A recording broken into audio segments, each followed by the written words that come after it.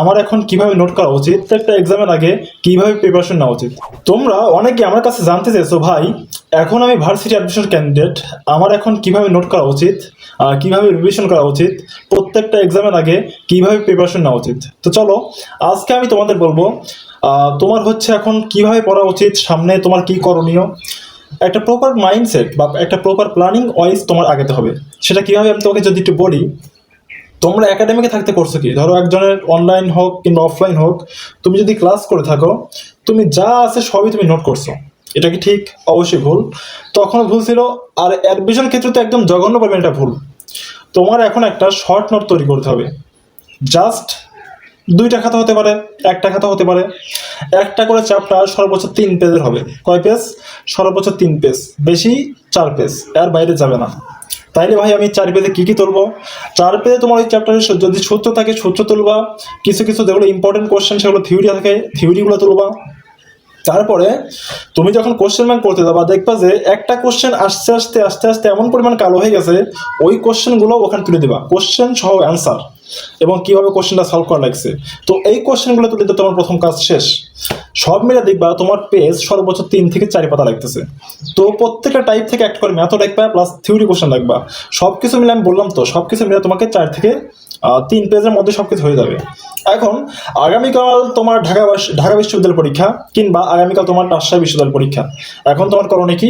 তোমার যদি 49টা চ্যাপ্টার, আমার সময় আমি 34টা চ্যাপ্টার জাস্ট 2টা খাতায় আমি নোট করছিলাম, 3 পেজ 4 পেজ এরকম করে। তো শর্ট নোটটা যে কি পরিমাণ ইম্পর্টেন্ট তুমি পরীক্ষার আগে রাতে বুঝতে পারবা, যে সব কিছু মাথায় নিয়ে যাওয়া, এর যে কত বড় একটা চ্যালেঞ্জিং বিষয়, সেটা তোমার সবই সলভ হয়ে যাবে জাস্ট যদি একটু শর্ট নোটটা করো।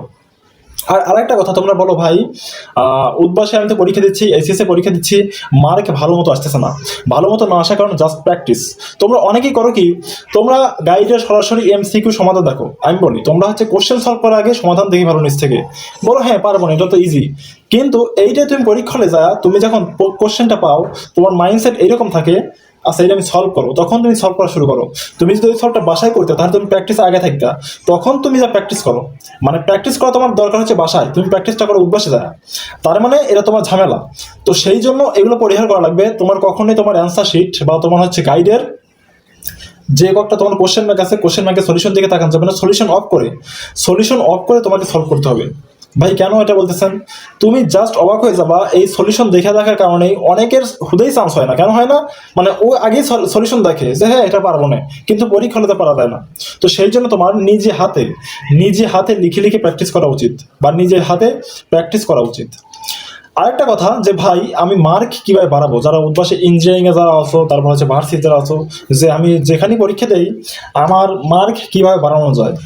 মার্ক বাড়ানোর প্রসেস বিভিন্নভাবে আছে। তবে হ্যাঁ, তোমার মাইন্ডসেট যদি এরকম থাকে যে ভাই যেভাবে মার্ক বাড়ানো লাগবে, তারই কিন্তু ঝামেলা।